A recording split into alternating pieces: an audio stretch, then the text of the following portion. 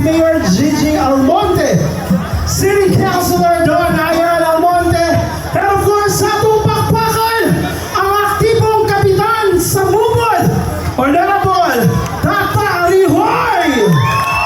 Salamat.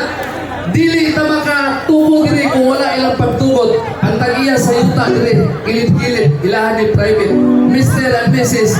Dodong Lubido and family. Salamat sa yung kayo, madam.